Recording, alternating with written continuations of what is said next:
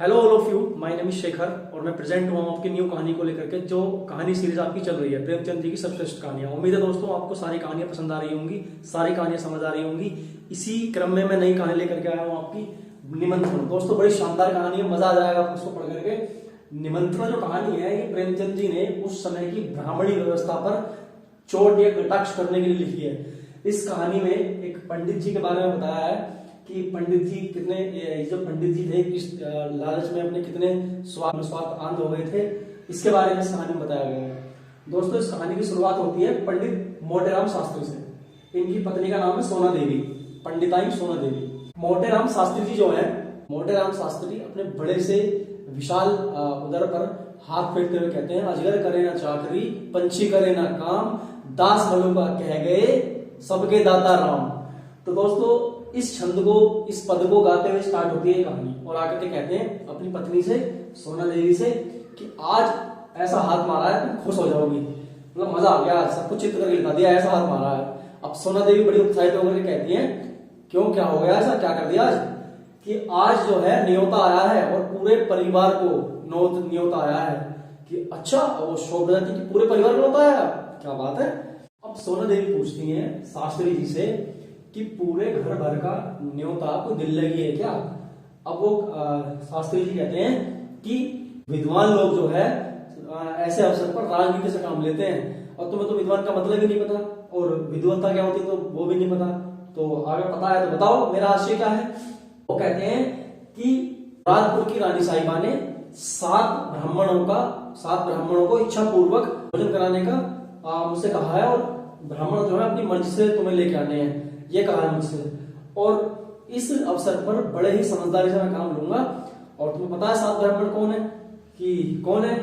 अब इनके जो है 5 बच्चे थे मोटेराम शास्त्री जी के, अलगूराम शास्त्री, बेनीराम शास्त्री, छेदीराम शास्त्री, भवानीराम शास्त्री, फेगुराम शास्त्री और एक स्वयं हो गए पंडित मोटेराम शास्त्री।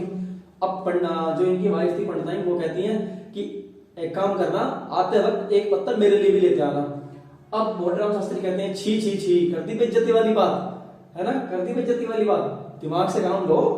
मतलब पता है 7वां व्यक्ति कौन? सोना राम शास्त्री। अब ये कहते हैं कि सोना देवी में और सोना राम शास्त्री, पता है क्या अंतर है?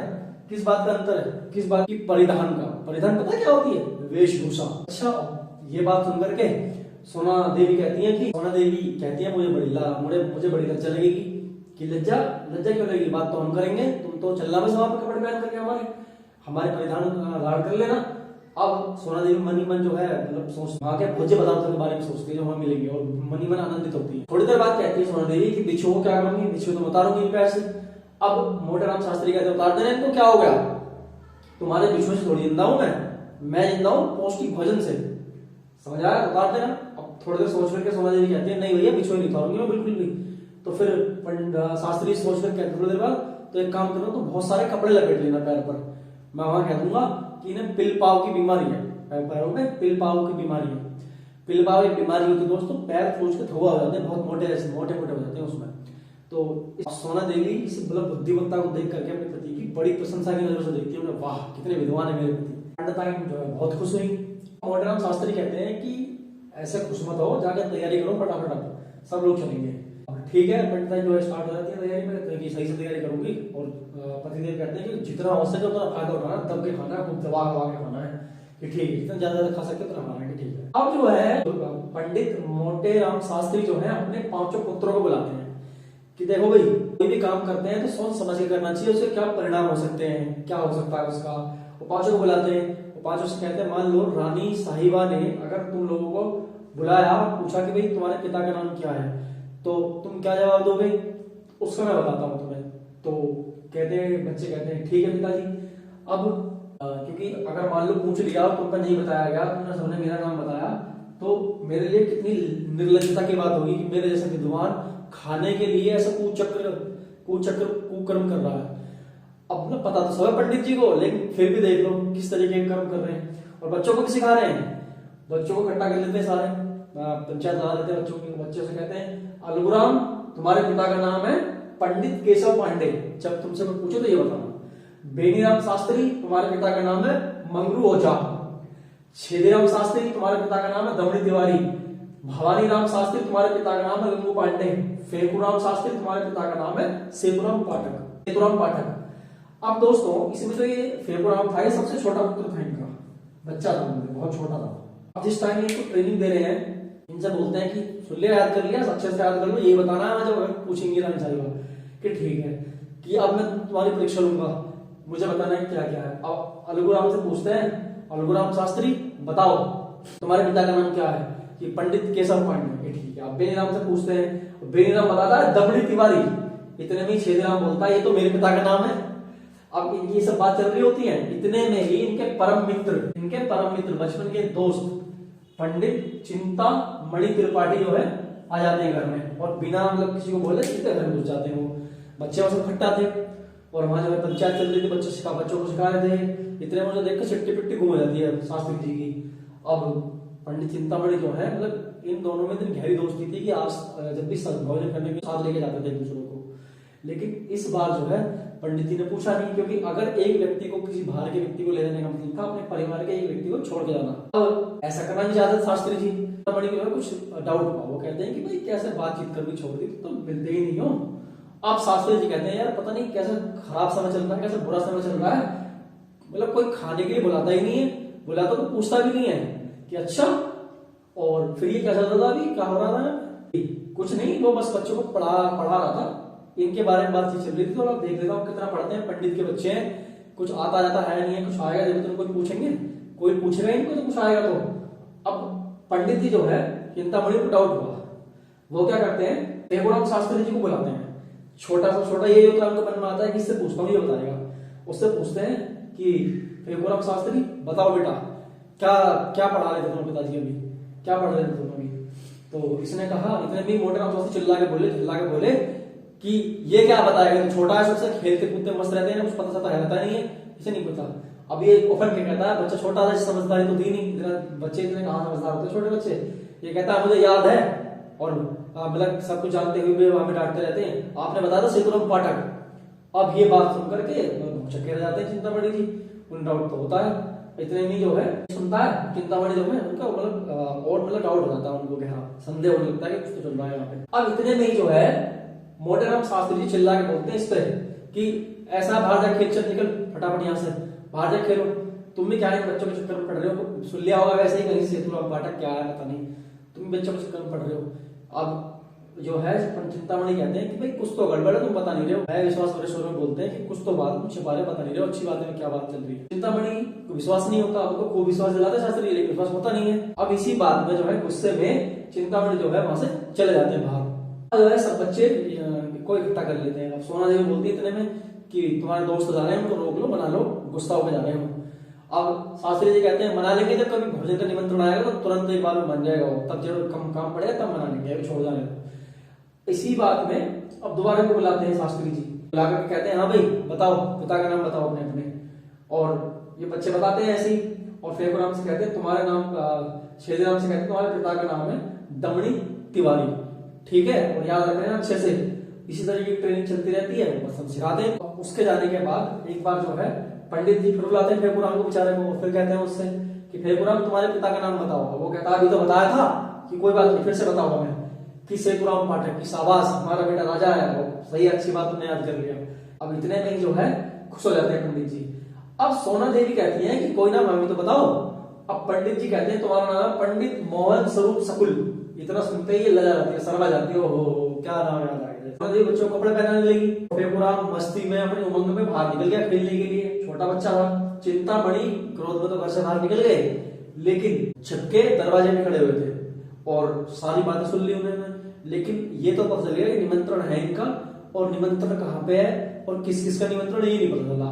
तो उन्होंने बाहर निकलते ही फेकुराम को जो है गोदी में उठा लिया। गोदी में उठाते ही उन्होंने पूछा कि क्यों बेटा न्योता कहाँ है, कि अब ये पूछा जैसे ही, और इतने में जो है मोटे राम शास्त्री जी की कान खड़े हुए थे, वो समझ गए बाहर बात हो रही, तुरंत बाहर निकले। और जैसे ही देखा कि बातचीत चल रही है, बच्चे से बात कर रहा है, तो चिंतामणि बच्चे का हाथ पकड़ खींचने की कोशिश की।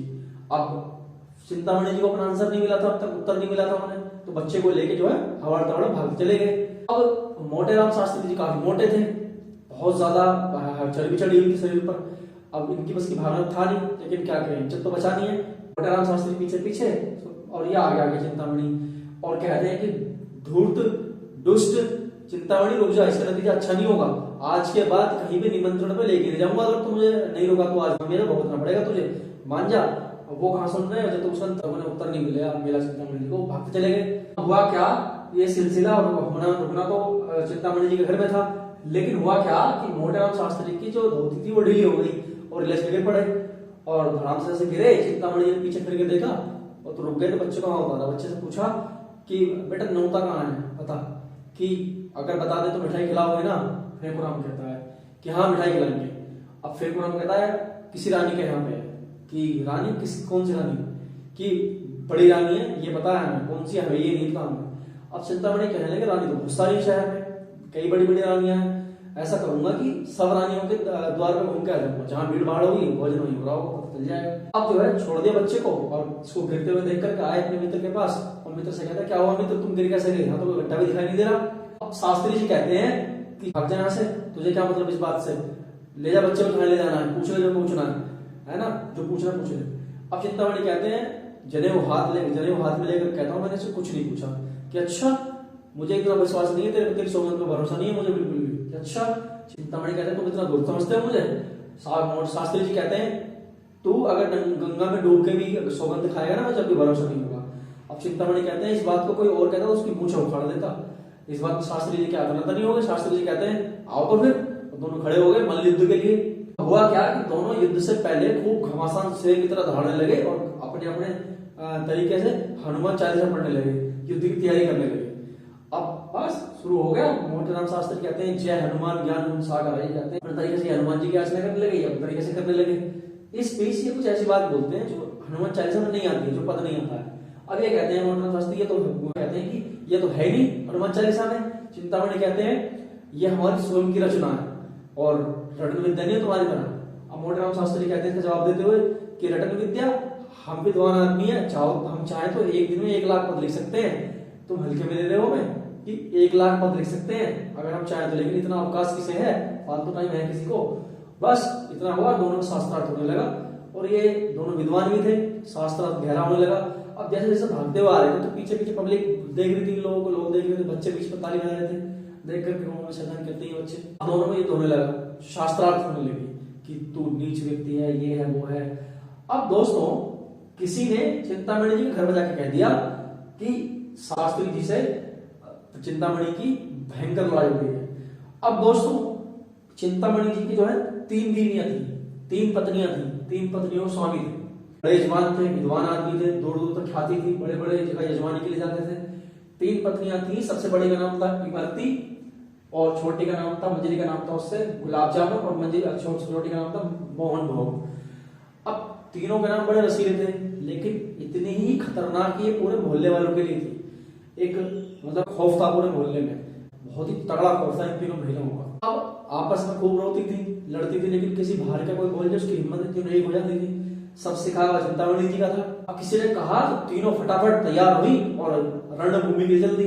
अब इन तीनों जो सबसे पतली थी, दोनों से हल्की थी, वो सबसे आगे आगे बोली और उसकी नजर पड़ गई, आदमी देख लिया मोटेराम शास्त्री ने, और उसे देखते ही फटाफट खड़े हुए और भागे चले गए दौड़ाओ। और पीछे से कहते हैं चिंतामणि अरे रुक तो जाओ भाई, दक्षिणा तो लेते जाओ। कि नहीं नहीं भाई मैं हार गया मेरी बस की नहीं है भाई, हार गया मैं हार मान लिया। कि रुक तो जाओ प्रसाद तो लेते जाओ। फिर उन्होंने पीछे मुड़ के नहीं देखा, चल दिया। हुआ क्या, शाम को 8 बजे के करीब शास्त्री जो है नहा धो करके स्नान करके पूजा पाठ करने लग गए। और पूजा करके जैसे ही खड़े हुए तो इनकी पत्नी सोना देवी कहती है कि तुमने इतना विलंब कर दिया, तुम्हें जरा शुद्धि भी रहती है समय की।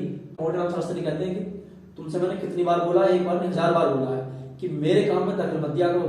तुम्हें मैंने क्यों विलंब किया इसे समझने की तुम्हें बुद्धि नहीं है, ईश्वर ने बुद्धि नहीं दी बिल्कुल भी।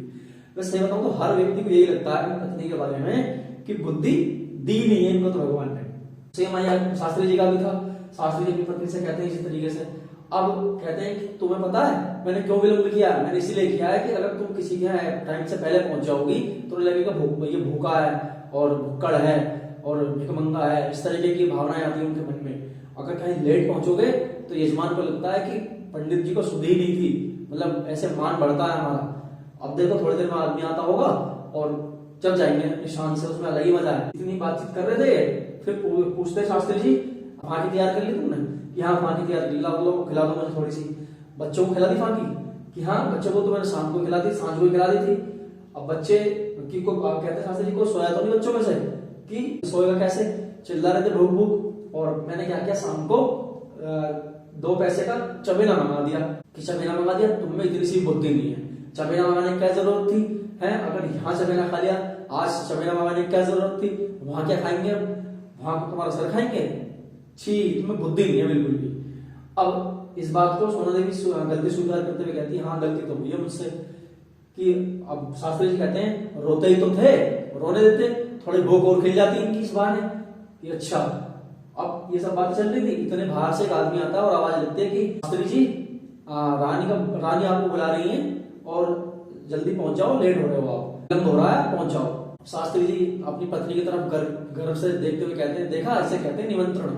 और बाहर गए और जाके कहते हैं आदमी से कि सही है भाई तुम आ गए, मुझे बिल्कुल याद नहीं था, अभी मैं कथा के लिए निकलने वाला था, चलो तुम पहुंचो, हम शीघ्र ही आ रहे हैं और लोगों के साथ। कि अच्छा 9 बजे के करीब पंडित मोटेराम शास्त्री अपने बाल गोपाल सहित रानी के द्वार पर जा पहुंचे।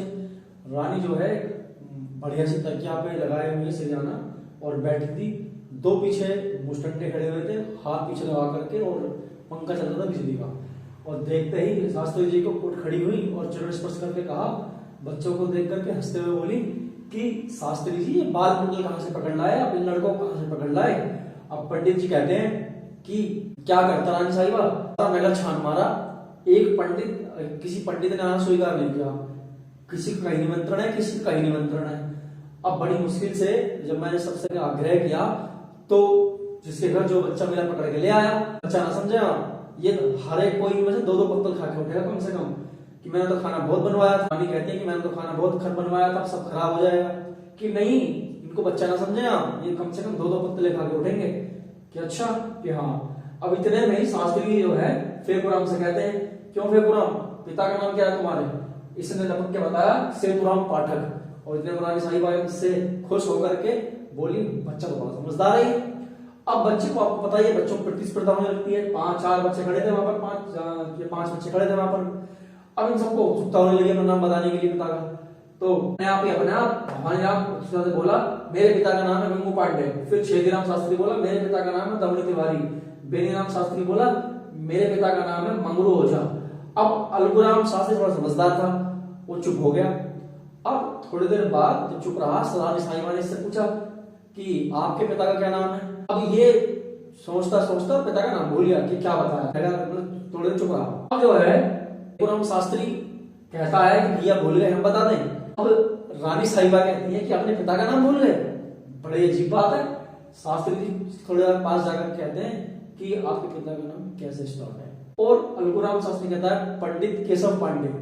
अब रानी साहिबा कहती है कि अच्छी बात है, शाबाश। अब जो है खाने के लिए बैठ जाते हैं। चांदी की प्लेटें लगती हैं, चांदी की प्लेट में खाना लगता है और ऐसे ऐसे खाने, मतलब कभी खाना देखा नहीं था, ऐसे ऐसे पदार्थ व्यंजन बने हुए हैं वहां पे। देसी घी की और केवड़े की सुगंध दूर से पक्के मार रही है बहुत तेज। ऐसा खाना देख करके शास्त्री जी मतलब मंत्र मुग्ध हो गए और कहने लगे कि आज देवता क्या खाते होंगे, इसको तो कितना ही खाओ फिर भी मतलब मन नहीं मानेगा, इतना खाना, इतना बढ़िया खाना है देख के लग रहा है। अब मन ही मन सोच रहे थे कि अगर चिंतामणि मेरे साथ होता तो थोड़ा मतलब प्रतिस्पर्धा में ज्यादा खाया जाता, कॉम्पिटिशन कर लेता उससे और ज्यादा खा सकता था मैं उससे, कह करके कि तू भाई ये खा ले, तू पता ही नहीं चलता कितनी पत्तल खा जाता जब बहस होती दोनों में। बात सोच करके फिर थोड़ी देर बाद मन में आया कि क्यों ना रानी से कह दूं कि रानी साहिबा कि अपने मित्र को बुला लाऊं तो थोड़ा खाना ज्यादा खा पाऊंगा मैं। अब फिर सोच के कहता है कि पता नहीं रानी साहिबा क्या सोचेंगी। फिर बड़ी हिम्मत करके थोड़ी देर बाद बोल ही दिया इसने। शास्त्री जी कहते हैं रानी साहिबा से, रानी साहिबा ऐसे व्यंजन तो आज तक हमने देखे भी नहीं है, आपका बड़ा मान सम्मान और आपकी पूरी कीर्ति फैल जाएगी पूरे राज्य में। एक पंडित हैं मेरे परम मित्र हैं पंडित चिंतामणि शास्त्री, बड़े ही विद्वान प्रकांड पंडित हैं और आप कहें तो मैं उनको बुला लाऊं, मेरे को अभी सुधि आई है उनके नाम की, मैं भूल गया था उनको बताना। अब रानी साहिबा कहती है कि अगर आपकी इच्छा है तो बुला लाओ, लेकिन आने जाने में विलंब तो होगा, खाना लग गया है, ठंडा हो जाएगा। पंडित जी कहते हैं कोई बात नहीं, मैं लेके बस अभी आया। अब कि तुम मेरी मोटर ले जाओ, रानी कहती है मोटर ले जाओ तुम मेरी, मैं जल्दी आ जाऊंगी। अब जैसे ये निकलने वाले थे, सोना देवी कहती है तुम आज कर क्या रहे हो, तुम्हारा दिमाग ठीक है, मैं क्या कम खाती, मैं भी तो तुम्हारे साथ मतलब तुम्हें साथ देती खाने में, मैं भी बराबर खाती। अब पंडित जी कहते हैं कि अच्छा तुम्हें नहीं पता, जितना कोई पुराना लड़ सकता है ना मैदान में, इतना कोई नया पट्टा नहीं लड़ सकता। तो इस तरह की बात कह करके पंडित जी चले गए उसको बुलाने के लिए। चिंतामणि जो है अपने घर पे अंधेरा करके बैठे थे और मन ही मन सोचते थे कि जिस मित्र को परम हितैषी समझता था उसी ने धोखा दे दिया, उसी ने पट करके मार दिया, इतना बड़ा धोखेबाज निकला। खैर अपने स्वार्थ के आगे कौन किसी की सोचता है, और मन ही मन सोचते थे कि उसको कितना स्वादिष्ट भोजन मिल रहा होगा, कितने अच्छे पदार्थ मिल रहे होंगे, मतलब रसीली जलेबियां, रसीली इमरतियां मिल रही होंगी, मावे के लड्डू घी में तरम तर एकदम, और जीभ भी लगाने नहीं पड़ रही होगी, इतने बेहतरीन लड्डू मिल रहे होंगे। मन ही मन सोच करके कुड़ रहे थे और कह रहे थे कि मैं पड़ा सड़ रहा हूँ, वो महामौज उभार कर रहा है। इतने में इमरती देवी उनकी पत्नी कहती है कि तुम दिल क्यों छोटा करे किए देते हो, पितृपक्ष आ रहे हैं, कहीं ना कहीं आएगा और ऐसे कितने न्योते आएंगे। वो कहते हैं चिंतामणि जी की पत्र निकाल कर लाओ, देखना पूरा शहर छान मारूंगा कि कहाँ पे क्या है, और आज पता नहीं किसका मुंह देखा था, कैसा मुंह चल रहा है, लेके आओ पत्र देखूंगा मैं आज। इतने में ही मोटेराम शास्त्री की मोटर आकर के रुकती है घर के बाहर, और उसकी लाइट से पूरा घर जगमगा जाता है चिंतामणि जी का। उसे देख करके चक्कर खा के खाट पे गिर पड़ते हैं चिंतामणि जी। कहते हैं कि दुष्ट भोजन करके आ गया और मेरे को जो है बखान करे हुए यहाँ पे आकर। वो गेट बजाता है, इमरती देवी कहती है कौन दाढ़ी जार इतनी रात को उठा है। अब शास्त्री जी कहते हैं हमें हम कि कौन। अब इमरती देवी कहती है कौन हो, हम कौन, कि हम हैं तुम्हारे देवर। अब इमरती देवी कहती है कौन दुष्ट, कल मुंह है तेरे मुंह पे काली पोते, हाँ हमारा देवर बता रहा है अपने आप को, तेरी लाश उठे। इतने में बोल जाते हैं, कहते हैं कि हमें पंडित शास्त्री, मोटेराम शास्त्री। अब इतने में कहती है इमरती देवी पहले नहीं बता सकते थे, इतनी सारी गाली सुनने के बाद कह रहे हो हाँ बताओ क्या है, कि रानी ने आदि किया है चिंतामणि जी को कि भोजन के बाद क्या फायदा, कि भोजन हुआ नहीं है, मैंने भोजन स्टार्ट शुरू होने से पहले ही इनके गुणों का बखान किया, इनकी विद्या का बखान किया, तो खा के मोट ले जाओ और बुला के लाओ हमारे यहाँ पे। अभी चिंतामणि के सामने ये बात कहते हैं कि सोते रहोगे मित्र चलोगे भी। अब ये कहते हैं कि जब क्यों ले गए, तो दुर्दशा करने के बाद अब लेने आए, मेरी पीठ में भी दर्द हो रहा है। अब चिंतामणि ये शास्त्री जी कहते हैं कि दर्द आज चिंता मत करो, ऐसे ऐसे पदार्थ खिलाऊंगा कि तुम्हारे यजमानों को भी कभी मैसर नहीं हुए होंगे, सारा दर्द भग जाएगा तुम्हारा, कि अच्छा और तुम्हें पछाड़ भी दूंगा आज खाने में। चिंतामणि कहते हैं इस शहर में ऐसा कोई माई का लाल नहीं है जो हमें खाने में पछाड़ दे। अच्छा देखते हैं कि तुम्हें पता नहीं है। शास्त्री जी कहते हैं हम खाते हैं ना तो मोटर पे लेके आता है, हम हवा आ जाता है, हम पे चला भी नहीं जाता। और चिंतामणि कहते हैं अच्छा हम तो ऐसे ही जब हम खाते हैं तो हमें कोई और उठा के ले जाता है, हमारी बस चलना नहीं हो तो ऐसे डकारे मारते हैं, लोगों को लगता है कि बम गोले छूट रहे हैं। एक बार तो पुलिस ने तलाशी ले ली थी हमारे घर में कि बम छुट गया क्या। मोटेराम शास्त्री चिंतामणि को लेके तो आ रहे थे। चिंतामणि के मन में शंका हुई कि मैं कहीं मोटेराम शास्त्री का पिछलग्गू ना कहा जाऊं, और रानी ये समझ ले कि मैं मतलब इसका पिछलग्गू हूँ। अब चिंतामणि सोचते हैं, ऐसे मन मन शास्त्री सोचते हैं कि नहीं ये पहले जाकर के रंग न जमा ले और कभी रानी मुझे कमाने लगे इससे। अब जैसे मोटर रुकी रानी जी के द्वार पर आकर के दोनों भागने लगे, कौन पहले पहुंचे। शास्त्री जी तो थोड़े मोटे थे, अब चिंतामणि हल्के होने के कारण भागने लगे। अब शास्त्री जी कहते हैं कि रुको रुको, भागना बस की नहीं है मेरे, आराम से चलो, अगर मैं ना होता तो तुम्हें मैं ना कहता रानी से, तुम्हें रानी पूछती भी नहीं थी। चिंतामणि कहते हैं तो भागने के कौन कह रहा है, आराम से आ जाओ, किसने कहा भागने के लिए, कह रहे मेरे पैर में कांटा लग गया। शास्त्री जी कोई बात नहीं निकाल लो, मैं चलता हूँ तो तुम आ जाओ। अब ये पहुंच गए पहले, चिंतामणि जी पहले पहुंच गए। चिंतामणि जी जैसे रानी के घर पहुंचे, रानी कुछ लिख रही थी, और वहां जाकर कहते हैं हे यशोदे बाल केशव मुरार नामा। अब रानी जी कहती हैं कौन हो, क्या मतलब है तुम्हारा। अब चिंतामणि कहते हैं कि मैं आपका धन्य है आप। अब रानी कहती है कि अच्छा आप हैं चिंतामणि, मोटेराम शास्त्री कहाँ गए, कि वो हमारा शिष्य है और आ रहा है, लेकिन मैं इतना विद्वान हूँ, विद्वान लोग अपनी तारीफ करते नहीं अपने मुंह से, इसीलिए वो आ रहा है और मुझसे कभी शिष्य कहता नहीं हूँ, मेरे शिष्य मेरे गुरु होते हैं। अब जैसे ही पहुंचता है, अब पीछे से भागते पहुंच जाते हैं मोटेराम शास्त्री जी। शास्त्री जी कहते हैं कि शास्त्री जी पहुंचते हैं। अब रानी कहती है कि शास्त्री जी आप इनके शिष्य हैं और फिर भी देखो आपको ये शिष्य कहते नहीं है, गुरु मानते हैं अपना, तो बड़े विद्वान है। अब शास्त्री जी कहते हैं मैं इनका दास अनुदास हूँ। अब ये चिंतामणि जी कहते हैं कि मैं तो इनके चरण रजू, चरण की धूल हूँ, अब शास्त्री जी कहते हैं कि नहीं, मैं तो इनके द्वार का कुकुर हूँ, कुकुर यानी कुत्ता। अब रानी कहती है आप दोनों ही बहुत महान हैं और अपनी महानता, बहुत महान विद्वान है, चलिए भोजन कीजिए। भोजन के लिए बोल दिया रानी ने। अब भोजन कक्ष में गए, इतने में ही चिंतामणि जी कहते हैं भंडारी जी में भोजन परोसने वाला है, तुम बड़ा धीरे काम करते हो, धीरे धीरे काम कर रहे हो, तुम्हारे हाथ तेज नहीं चल सकते क्या? इतने में मतलब मोटेराम कहते हैं थोड़ा सब्र रखो भाई चिंतामणि, थोड़ा समय लगता है। इतने में भंडारी कहता है और कोई नहीं है आपके अलावा, थोड़ा समय लगेगा, रुक जाओ जरा, भी तैयार करो थोड़ा सा। मोटेराम कहते हैं इतना थोड़ा सुगंधी सूंघ लो। अब चिंतामणि कहते हैं सुगंध है चूल्हे में, सुगंध देर सुनते हैं हम तो खाना, हम जैसे लोग तो खाना खाते हैं। ये सब बातें हो रही थी, इतनी रानी जी की एंट्री होती है, रानी जी आ जाती है अंदर कक्ष में। रानी जी को देख करके चिंतामणि सावधान हो जाते हैं और रामचरितमानस की पंक्तियां गुनगुनाने लगते हैं। अब ये सब देख करके मोटेराम शास्त्री को बहुत याद करने की कोशिश करते हैं, ना तो कोई श्लोक याद आता है ना कोई पंक्तियां याद आती है। इतने में राम नाम जप लेते हैं और इतना तेज तेज, बहुत तेज। इनको देख करके चिंतामणि जी स्वर बढ़ा लेते हैं और चिल्ला चिल्ला करके कि भोजन तैयार है, भोग लगा दीजिए भगवान का।